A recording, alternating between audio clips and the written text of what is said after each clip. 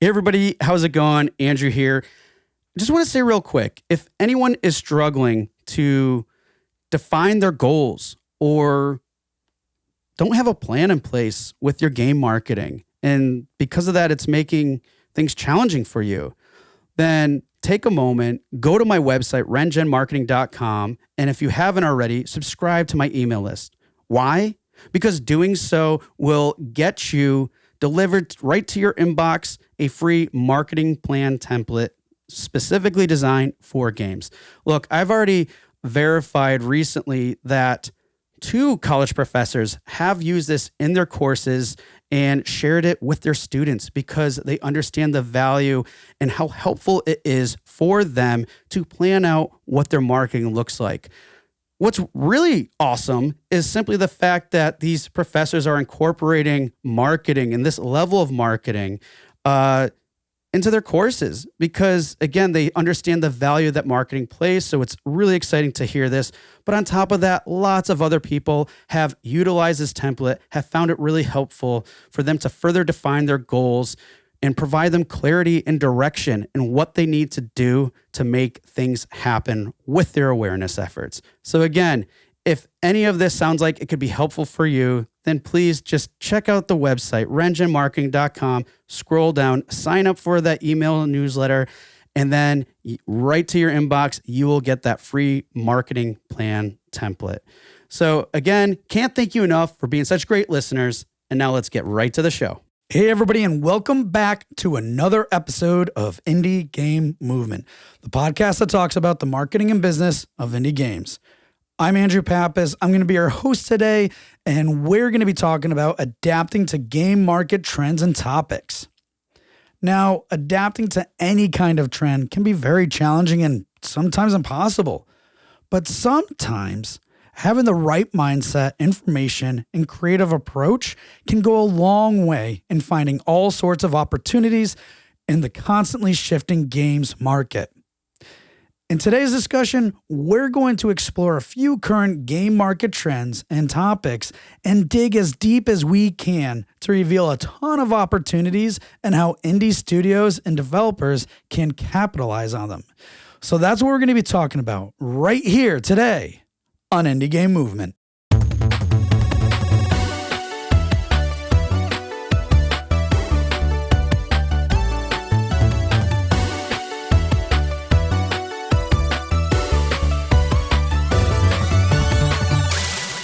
Hey, everybody, and we're back today. With us, we have Michael Wagner. Michael, how's it going today?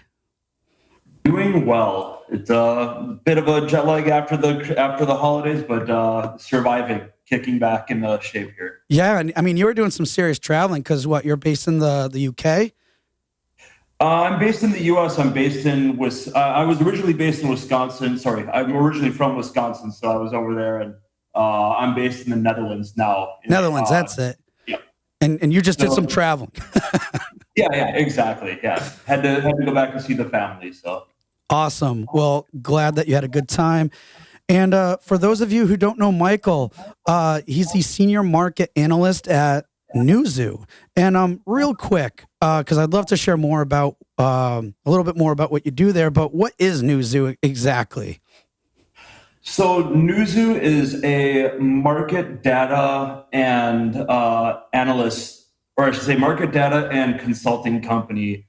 So we take data from, a bunch of different sources for PC, console, and to a lesser extent, mobile.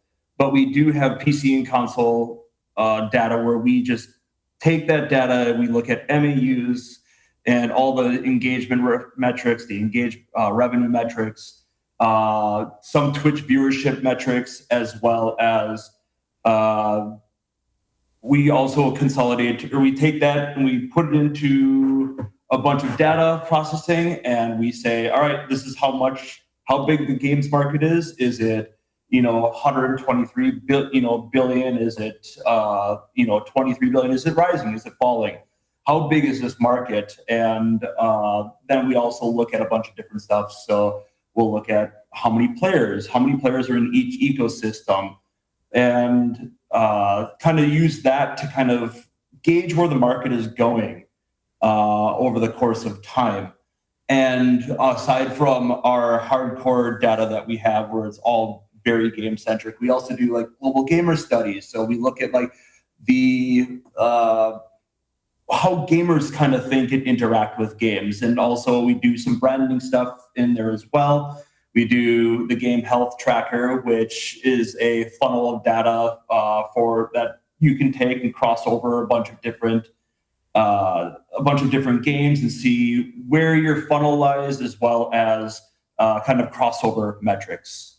And then we do some consulting work for whenever a company may come in and say, "Hey, we want you to do a teardown of this game, play it, tell us what the market, what's good, what's bad," and we'll go with that. We'll do a total addressable markets is a really common one. So we really get into even white papers and conceptual things as well. So anything from very, hey, what's the brass tacks of this game, to what is some really conceptual highbrow stuff that we need to think about. So digging into all the details to get the most valuable information possible to make the right calls when it comes to making games, essentially. Yeah, exactly. It's just data overload sometimes, but I live by the mantra of it's better to be data informed. It's a good one to have too. So awesome. Well, when some more insight too and info about Michael here too as well, because I know that's what you just shared is going to be a key on what we're talking about today too. But you are also you have a lot of different experience, which I think is really cool, because you were previously a marketing manager at Good Shepherd Entertainment. You were also a blogger. You have a lot of past experience with online digital marketing in general. So, I mean, these are all very helpful things that kind of really, I think, support a lot of what you do now. And then, I mean, you even wrote a master's thesis on how video game developers sell games to the Chinese market. I mean, that's pretty specific, but pretty awesome too. And I know it's always a hot topic anyways. People are like, hey, how do I get into the Chinese market and stuff? It's booming, right? So that's cool. And you even previously worked in manufacturing, where it's interesting because, previously or prior to our recording, you were sharing how hey, that history of working there is why I'm able to do what I do now, because I mean, looking at all those trends and in that industry and everything, and all you do is just apply the different lens with, hey, it's this industry versus the other, but there are a lot of similarities there too, from what I gathered anyways, to an extent. So that's really cool. Just a vast history of experience and everything, and why we're really grateful to have you here on the show today to share a little bit more of that when we get into the conversation. Yeah. Excuse me. One more thing, though, folks, before I'm going to say, Michael has some freebies that he'd like to share with us, but we're going to wait until the end to disclose what exactly those are. So, Michael, I know it's not just a you thing, but I do appreciate you allowing the listeners to tap into some of these resources, because they are really valuable resources. So, but you'll share what those are at the end with us, I hope, right? Don't forget. Yeah, no problem. No, don't worry. I won't let you forget either. I'll write it on my hand. It'll be fine. Awesome. Well, so that's Michael, folks, but we want to get to know him a little bit more. So, as you're already familiar with, we're going to go right into the Q box round here. And for those of you who aren't familiar, it's just a series of quick random questions I prepared for Michael. So, Michael, are you ready to enter the Q box round? I'm nervous, but you know what? Let's do this. Let's get into it. Awesome. All right. First one. What advice would you give to someone else that's just starting out? I would say the best way to do that is, one, know your value and know how to demonstrate it. I know that one of the big problems of the game industry is, we can admit it is small and extremely incestuous. It's, once you're in it, and it's great from that aspect, but getting into it is one of the hardest things. And coming from someone who didn't have any of that background, I wrote my master's thesis. I'm like, I'm going to know something about this industry that I can take into job interviews and be like, I have this value. And I even took that thesis and I turned it into a presentation. And I went to companies, and yes, there's companies that don't have listings in their the job listings in there. But I went to a bunch of different developers and I networked by just saying, hey, I'm not looking for a job. I'm here to tell you about the Chinese market. Will you listen? And of course I'm there to get a job from them. I'm at least giving them some value for their time. And then I just hit them at the back end and be like, hey, by the way, I'm if you have anything opening that you think I could be of value, here's what I can offer. And you've already demonstrated that value and you have that networking capability there. It's honestly how I got my job at Good Shepherd, is that they didn't have anything publicly listed. They were just interested in the thing. I gave the presentation, they liked it, and they said, how would you like an internship? I'm like, yes, please. I absolutely love how you position that and how you position yourself with that. Because a lot of times we're always thinking that, to enter some of these situations, you have to fill the list, right? You have to meet these requirements, but you're just like, what's going to be important for people? Well, I know this is probably a hot topic or something that's important, so I'm going to address that. And you led with value, like you said.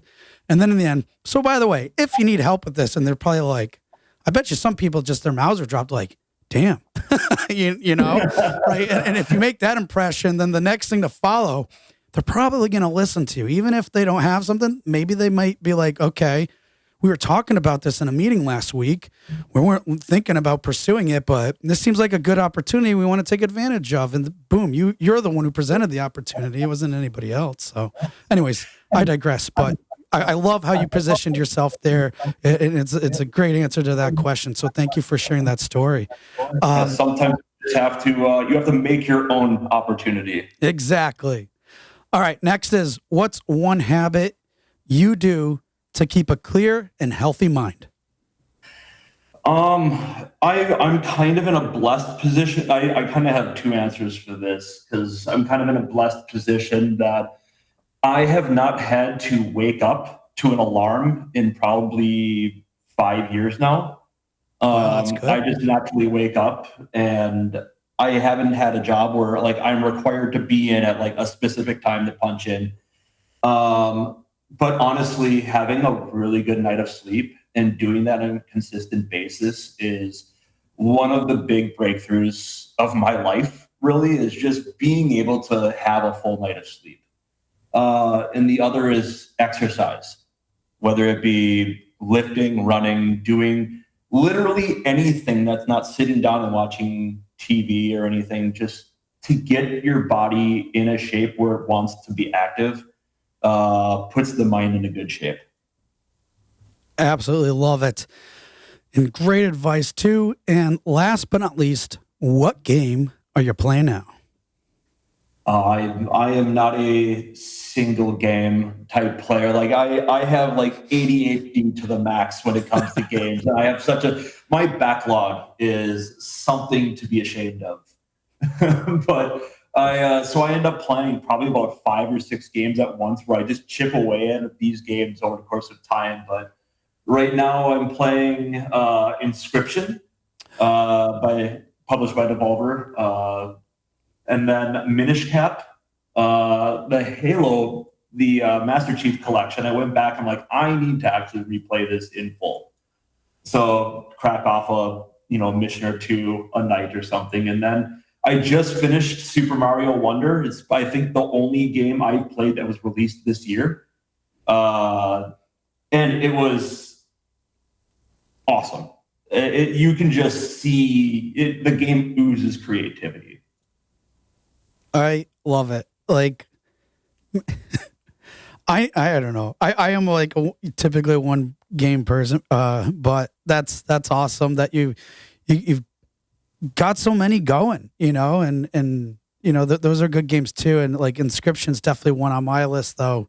I don't know why I keep hesitating. I should just commit, but at any rate, good games for sure. And thank you for sharing that with us. So now that we got to get to know Michael a little bit more, let's dive into the heart of this conversation. It's a good one, folks, because we're going to be talking about adapting to game market trends and topics. So to kick off this conversation, there are obviously lots of trends and topics happening in the global games market, especially ones currently. But which ones do you feel most indie studios should pay attention to? Yeah. So you want me to list them and then we can talk about each one individually, or you just want me to run down the list and the hows and whys as we take it? I would say just kind of like list them out, because I know we're probably going to go in some more of those and a few more in more details later in the discussion too. So yeah, just start listing them out. Sure. Yeah. So some of the big trends that I think that are really relevant to the indie scene. Some you just can do more about than others, but the first one I think is the bulk of people playing live service games and these online forever games, or old games. You have games out there like Minecraft, right, that people are still playing. So the amount of people playing these old or continuously evergreen games in comparison to older games, I think is one of the big trends coming. AI is, I think, in the forefront of everyone's mind, whether or not you're in gaming or not. Handhelds, the prominence of handhelds and the usability of them, and the kind of emergence and growth of VR over the next couple of years. Yeah, those are some pretty, I would say big topics in a way, and trends and stuff and everything else. So why don't we kind of like discuss, break this down a little bit further? Because I mean, we know what AI is looking like. There's been so much chatter, everything from I'm not even going into it. There's just a lot of topics around AI. So let's kind of go into some of these. But you also mentioned handhelds and other areas and things. So let's discuss a little bit more about rising markets and trends. So in terms of emerging markets, I mean, we got, everything from devices to particular areas. Like you mentioned briefly, handhelds, VR. Obviously, I'm sure there's some emerging markets in certain areas with the PC. I mean, there's lots of stuff. Of like those types of areas, what ways do you feel indie studios can really capitalize on these types of markets? So with the emerging markets, we definitely see that there is a higher than average growth if we look at the entire industry and its growth trajectory. We see that South America, we see Southeast Asia in particular, and India are really the big drivers of growth as far as in the industry goes right now. And from a South America perspective, that's one of those ones where I think it's probably the easiest for developers or for indies to really kind of deal with, because a lot of it has to do with localization. And if we're localizing a game into the standard FIGs, French, French, Italian, German, Spanish. You have those immediately just translated into every game. So you're covered with the South American market. And I think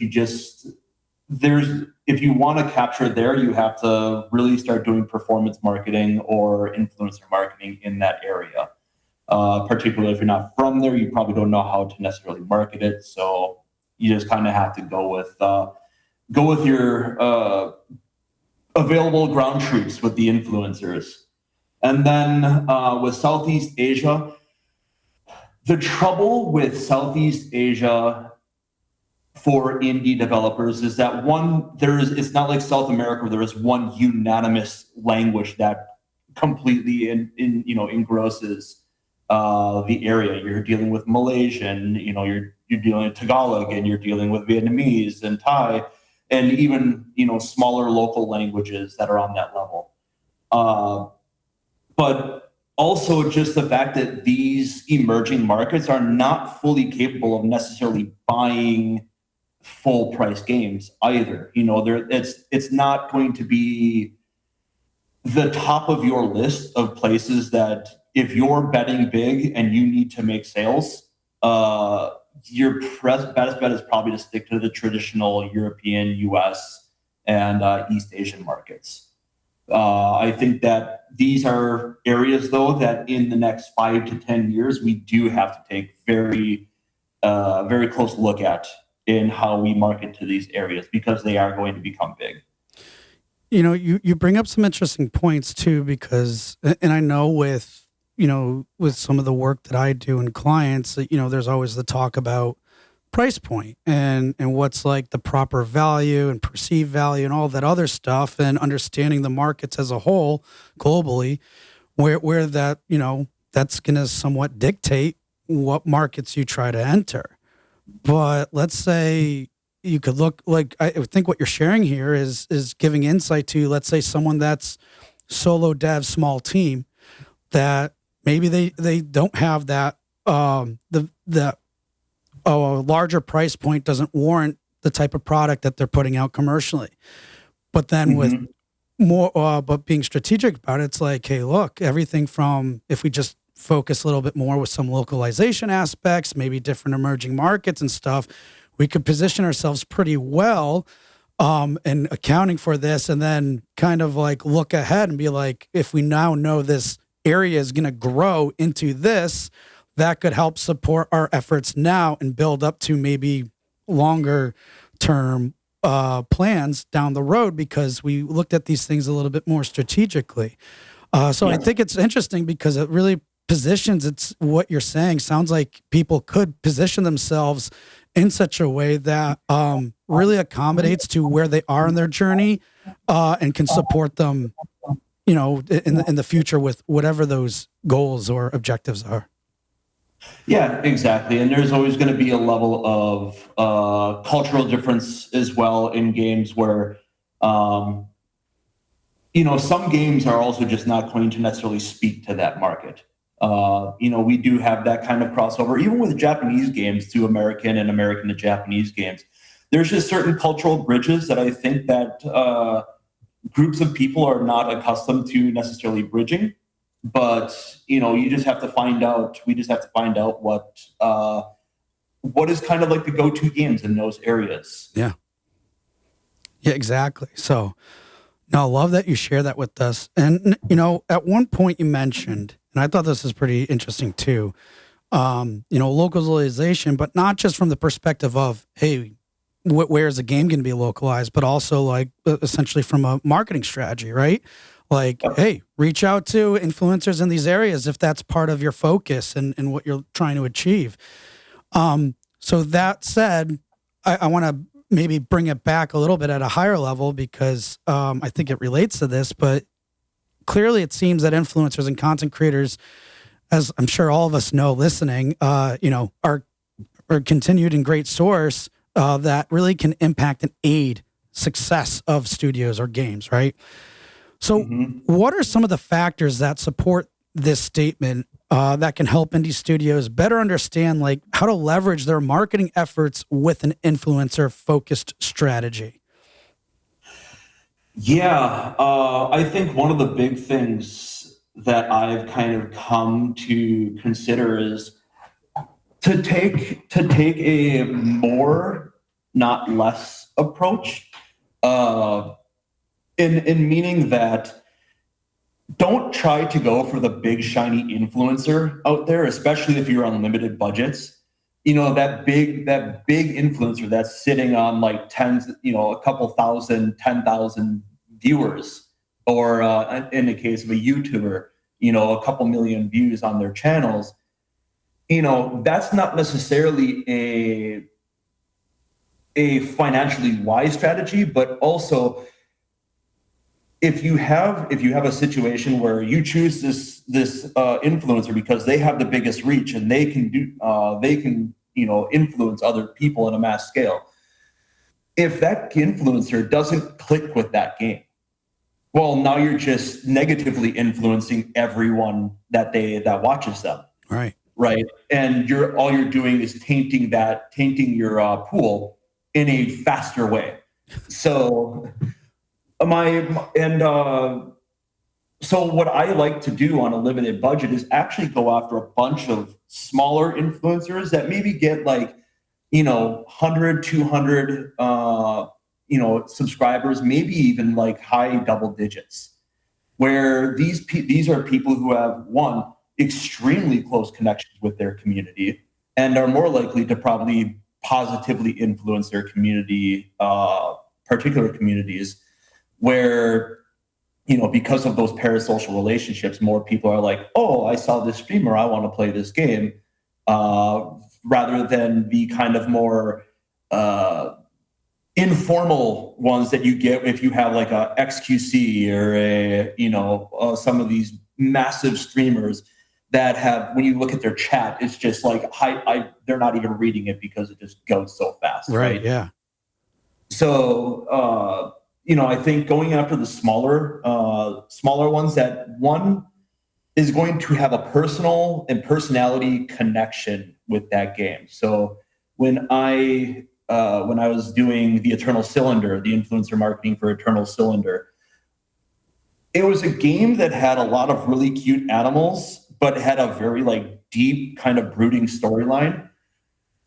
But I went after smaller streamers, particularly girls, because they were going to have the bigger reactions to these kind of cute things, that I wanted those reactions to come off to people when they saw those. And those big reactions really get people clicked into a game.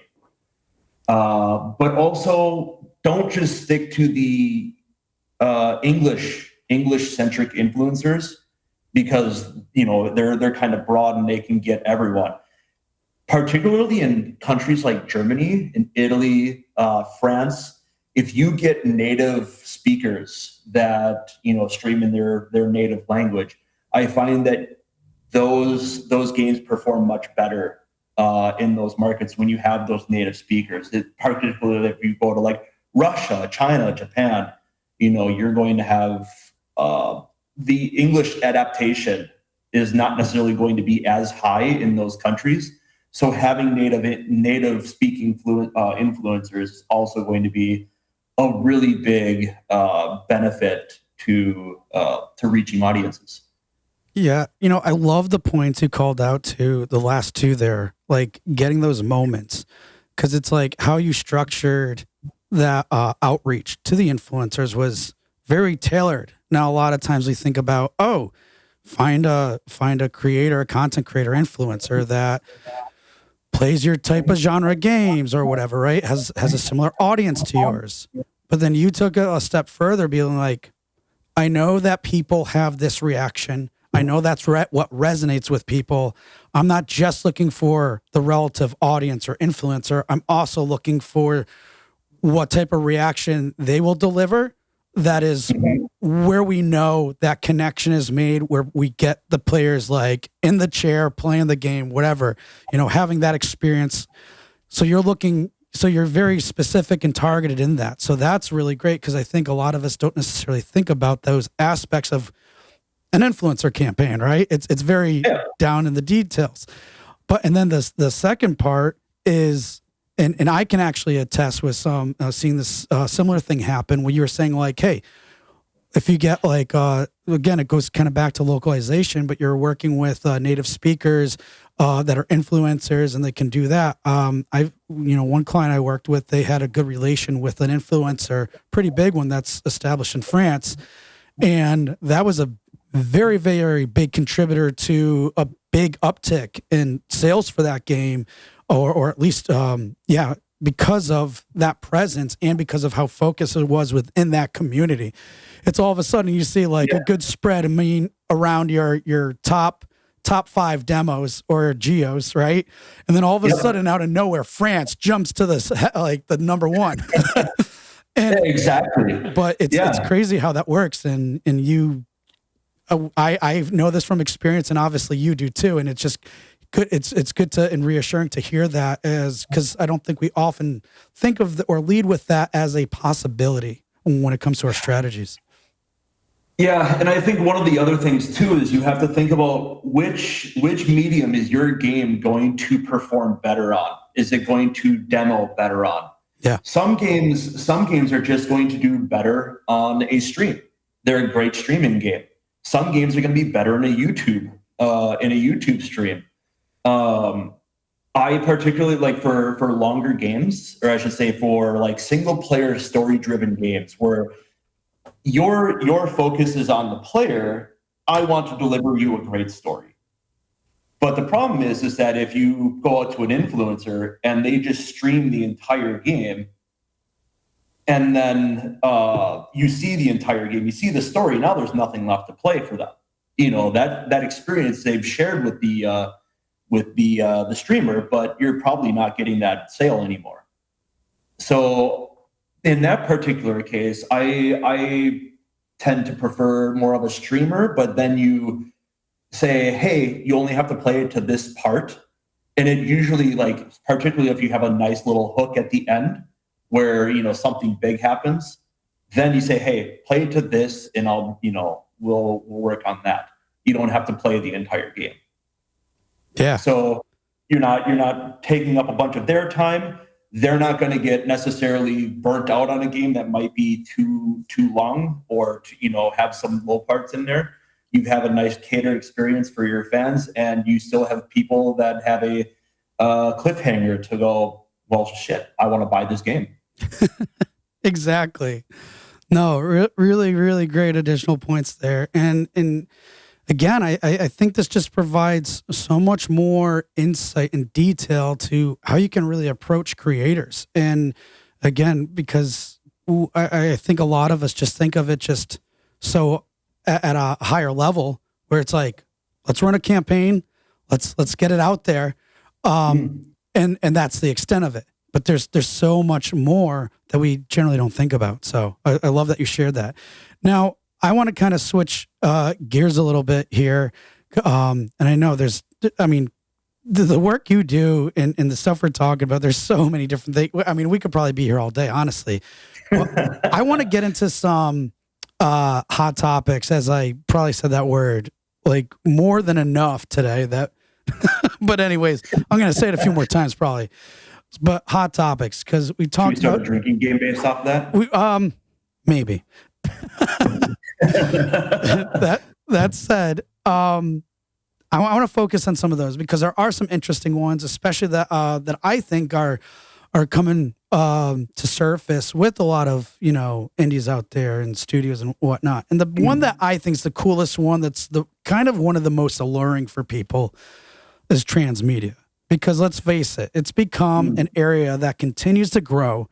And we're seeing it day to day. We're seeing it on Netflix. We're seeing it on everywhere, right? And even beyond like that, it's growing. And I know just from people I've spoken with, and I'm sure well, I know you know this too, but just many studios are just looking to incorporate their IPs, vision. You know, I mean, they're incorporating their IPs into their vision and marketing strategy. So, I mean, just for quick reference here, it's obvious, folks, but like, you know, we got examples like Super Mario Brothers, Cupheads, and there's numerous others I'm sure we could all think of now. Do you feel there's anything that indie studios can glean from these and similar IPs and kind of the successes and maybe paths that they've taken to incorporate transmedia, but at a smaller scale? Like, how can indie studios do transmedia, essentially the question? Yeah. And that's a difficult one too, because I feel like, you know, there's already such a difficulty of just succeeding as an indie in the first place. Right. So to take your focus off of games into something that's not the primary focus of your medium, it's definitely risky, but I think what indies could do if they wanted to have that situation is maybe some of these content creators or up and coming, you go onto like Instagram, or you go onto YouTube or Twitch, and you find these artists, or you find these animators, and you go, hey, I see that you're doing this. How would you like to collab on a project where, maybe they do like 3-minute web shorts of like animation content based off of your IP, and you can kind of give them either here's the kind of the concept, or here's the world that I live in. Now go ahead and make your own story out of it. Take for instance, look at what happened with Red versus Blue.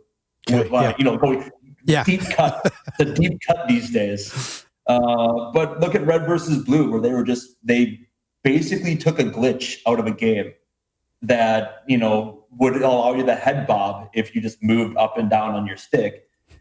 And they created an entire media empire out of it in Rooster Teeth. Yeah. And obviously Halo and Bungie had all sorts of benefits from that, because you had these people going, oh, this is funny. Wait, this is a video game? I'm going to go play this video game.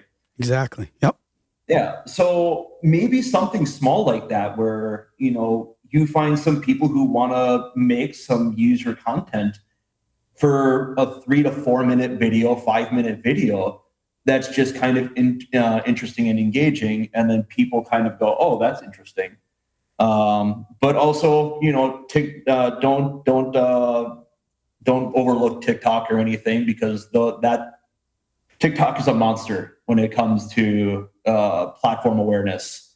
And obviously, if you take something that can fit on YouTube, you can fit it onto TikTok as well. So I think if you go that route, or if you start creating books, maybe if you create like a lore book, and not only does that benefit you by creating kind of like a more fleshed out world for you to build your own IP in, but also you'll be able to, if you put like a good story out there, you publish it and someone's going to read it.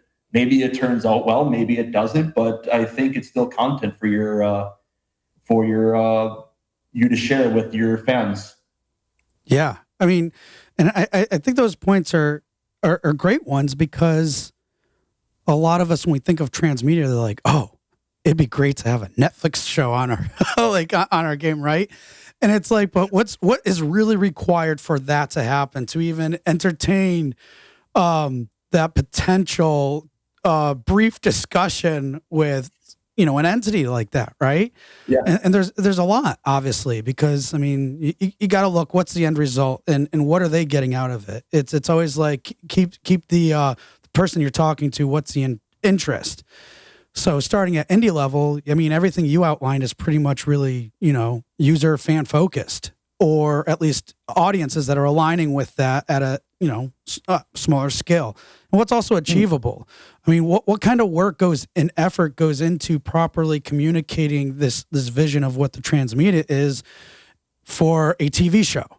Well, if it's your first or third game, that could be really challenging and a big hurdle that no one is really ready to accomplish. But I think the example you provide, like a lore book, for example. Actually, I'm currently working with someone that they did a Kickstarter a while ago, and it's not just an MMO game, but they also created like it's a tabletop RPG with their own, taking the lore and incorporating that into its own book for that audience too.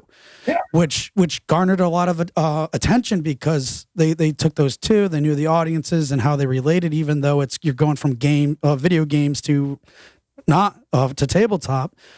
That worked well for them, but it was all within their means, because it's the assets, essentially, what was being created was consistent. Essentially, it just the format might have changed loosely. So I think what you present, what you presented there, and everything was a good way to approach it. And look at it smaller. Don't think so big. It's not that you can't dream or plan for the bigger stuff, but it's those steps that kind of lead into the others. And I think the Rooster Teeth one, with, red versus blue is another great example. It's like, and I think what we think about, we sometimes people may differentiate these things. Hey, let's get a content creator program going, right? But it's like to create more awareness. But what is there any other intent behind that? And as you outlined, it's like, hey, these guys created this thing and boom, it started blowing up because it's funny. And then it just word of mouth. And I think you guys have done some reports or whatever on this, but I mean, in a very high level, there's definitely attribution to some level of like brand awareness and product awareness that can associate with like that can somewhat probably to some level be attributed to the increase in sales and stuff because of these types of transmedia type things happening. Is that true too? I mean, and I know it's a broader, much larger spectrum, but are those types of behaviors and things that you see too on your end? Yeah, we definitely do see a trend in when an IP comes out, whether it be a movie or a TV series, we do see a pop in the monthly active users for those games. We tend to. Now, it's not uniformly done, but it happens more often than it doesn't.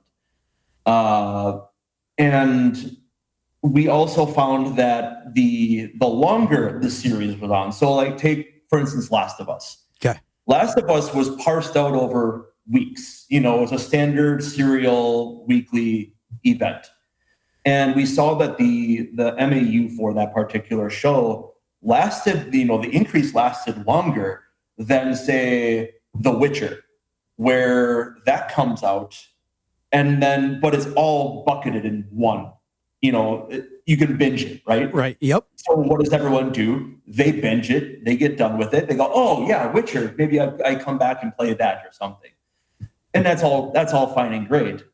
But then it's just done because you no longer have that persistent awareness of constantly being in the front of someone's mind. And this kind of goes into going back to that live,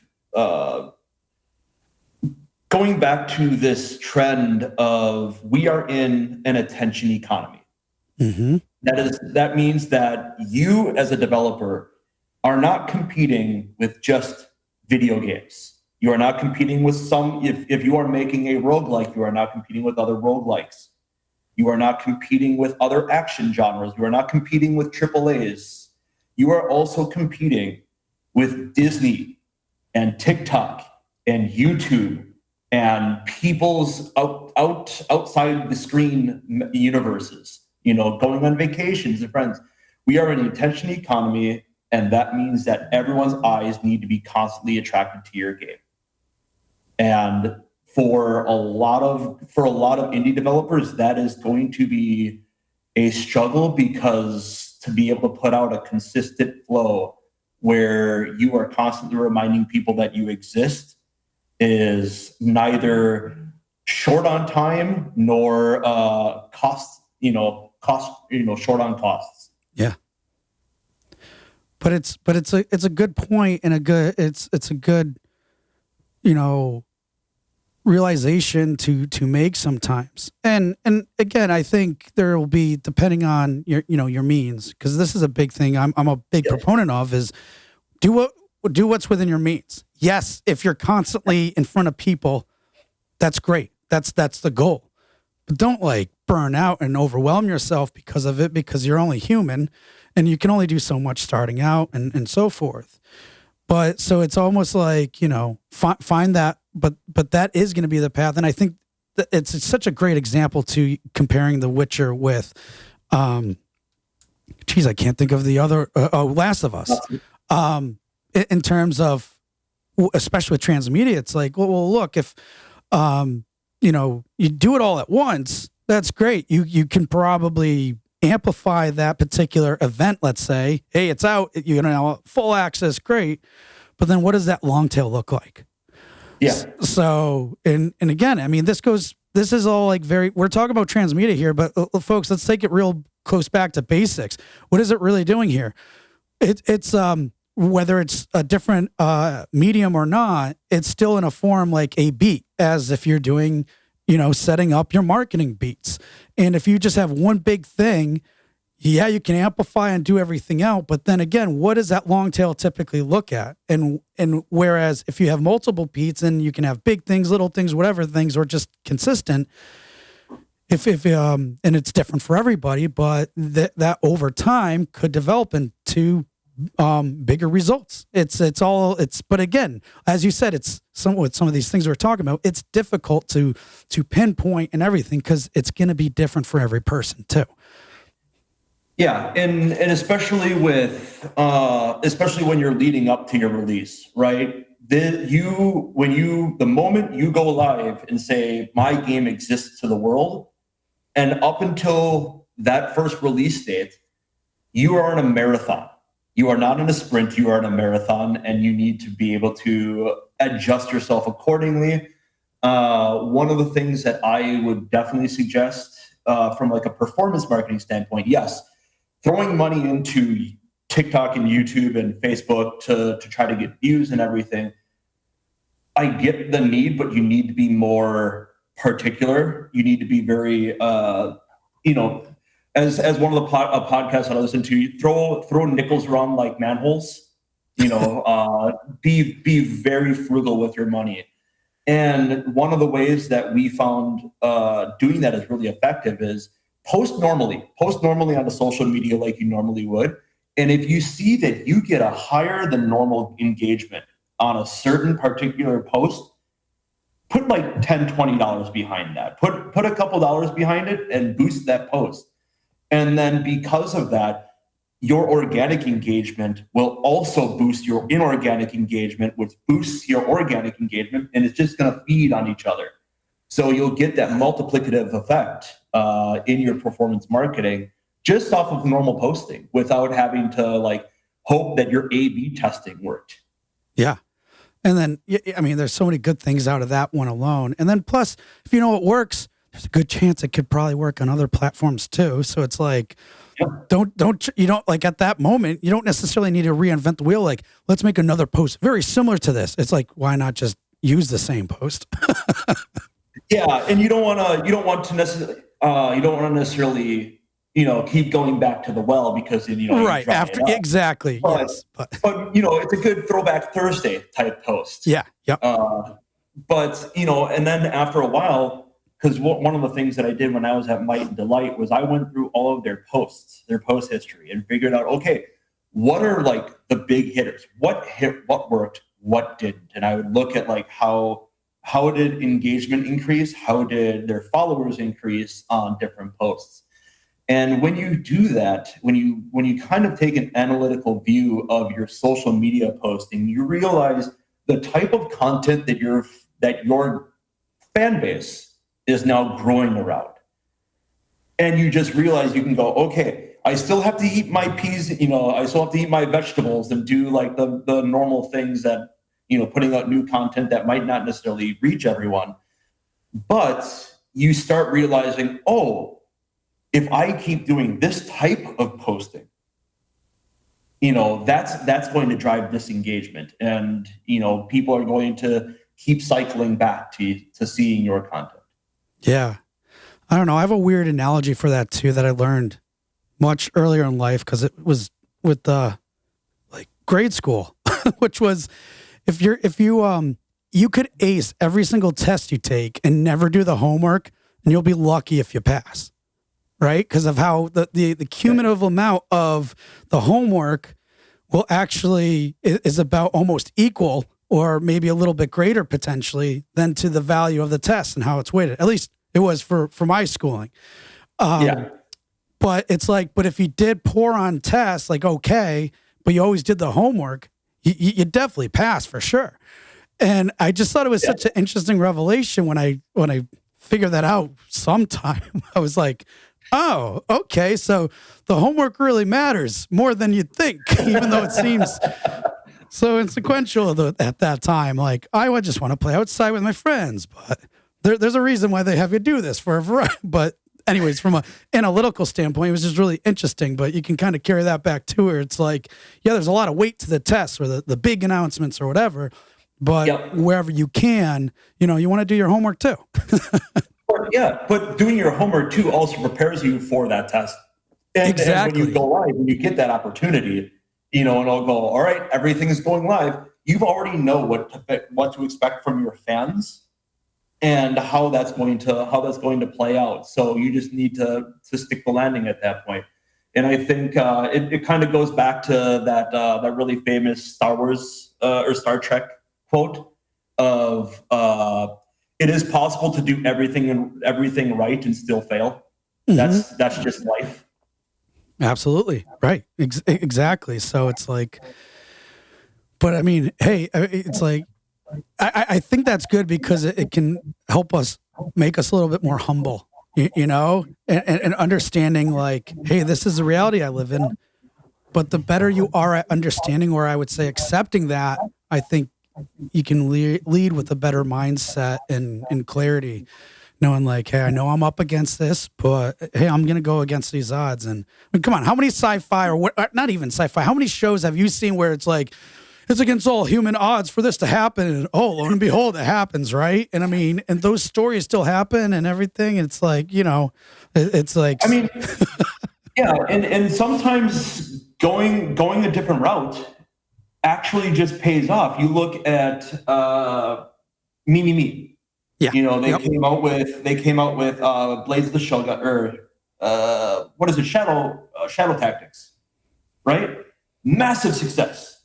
But the RTS genre before that time was like dead. There was nothing coming out in RTS. And then they make this amazing game. And if you actually go into like the postmort of like how they got to the point, they actually like were on the brink of bankruptcy. They're like, we should never have gotten to this point. But it paid off for them, on this really niche genre that just happened to pop off, and it caught the attention and went viral. Yeah. There's sometimes going a different way pays off, but don't forget, sometimes it just doesn't either. Yeah. It's funny you said that, because as you were sharing, essentially that's how Squaresoft, that's like their story and why it's called Final Fantasy. Yep, it was their Final Fantasy. There's like, this is it. If it doesn't do well, and it's funny because the first one, that game is so riddled with bugs, it's not even funny. Like, I didn't find out until well after playing the first one. I'm like, why doesn't this spell work? But yeah, same exact situation with them, and probably so many others. So cool, great insights there. Now we're gonna get ready to close in a minute, but I have one more question before we do, because I know this is a big one, and it's a loaded one. Just heads up, standing out it's just always a hot topic, right? And it's also very subjective. What does standing out even mean? But based on what you know about current trends, topics, everything we discussed today, what do you feel could help indie studios stand out from others in the global market or their market, whatever? How do they stand out based off of, what we know, what you know? I mean, it all comes down to, especially for indie studios, it comes down to a quality hook. Like, what is your hook? And you better be able to explain it in a sentence. Yeah. It's something that is original, but not too original, because people work on association. If you come up with something truly original, which I don't think is possible anymore these days, you have no way of marketing that because you have no association to make to people to explain what this game is. So try to make a really good association, but in a very interesting way of delivering that hook. Practice it, format it, wordsmith it, come up with a bunch of different iterations and see what sounds exciting. But I think above all is have a killer art style. I can't tell you how many games I've looked at and went, that looks sick. I'm gonna pick that up, or at least wish list it. especially if you get fortunate enough to get put onto some sort of showcase. You look at a lot of the stuff that's coming out in like the Sony showcase or Summer of Gaming.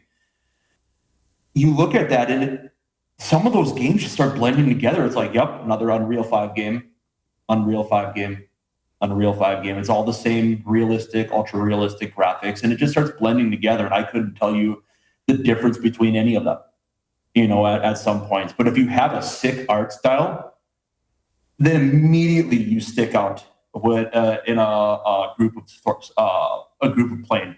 Yeah. No, it's sound advice. And guys, I think part of it, and I'm so glad you gave that response, because at the end of the day, it's really kind of like it comes down to the basics, right? Like it's not a secret bullet. There's no like super high level or detailed analysis that will reveal something a little bit different. Of course, it can be subjective too, and all this other stuff, how it applies to your particular market. But at the end of the day, I mean, it's still the same. It's going to be the same in terms of these core things. And sometimes, it's about focusing on the basics that are really going to lead you to wherever else that you want to go on your journey and the results that you're seeking out too. Because we don't want to overcomplicate things. It doesn't help. No, you have something that you can explain in a very short time, especially in a 30-second trailer, and have something that people go, that was crazy. Like, that was interesting. It really comes down to that, because your first trailer you put out there is going to be kind of like your big first impression, and you only get to make that once. Exactly. Unfortunately, yeah, you're right. There is no. It's just getting down to the basics and having something good.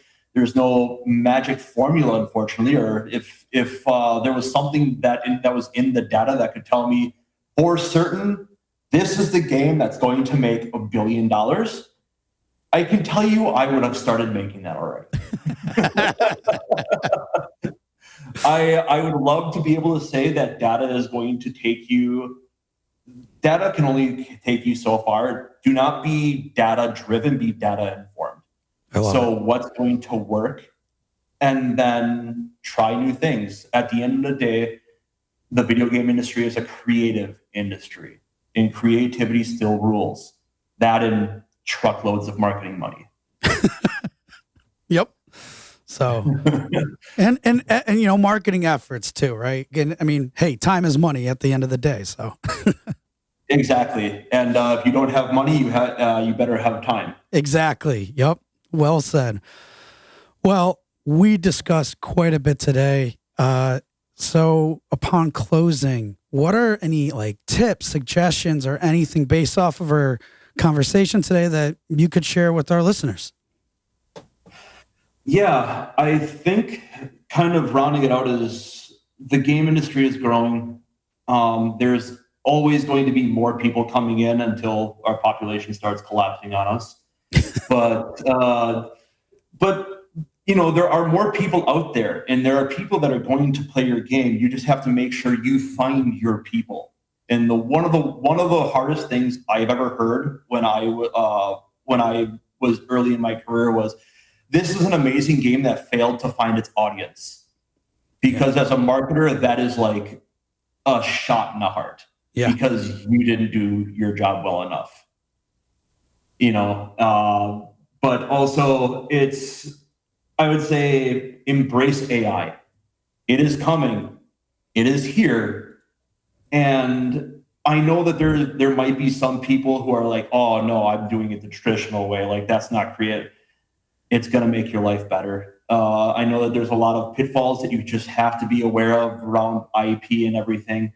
But it has the ability to take something that you do and make it more organic,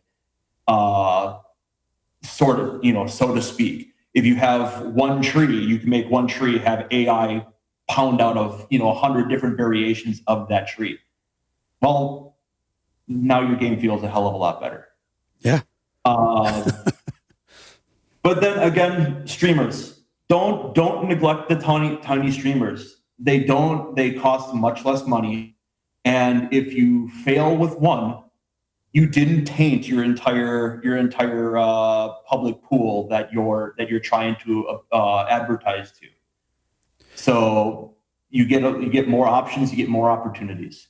Yeah, and I'll second the opportunity part, because I don't want to digress too much here, but like, if you go with a small streamer, there's a better potential of getting picked up by a bigger one, and then not thinking like, oh, this is convoluted because, the other big guy or a few other big guys didn't cover it already, so now I'm not interested type situation, right? So there's that. Yep. They can provide feedback. There's so many other good things that come out of it, and costs. I mean, there's so many other greater benefits, especially if that's all you have to work with. If anything, it's probably a good strategy for a lot of people. So I love it.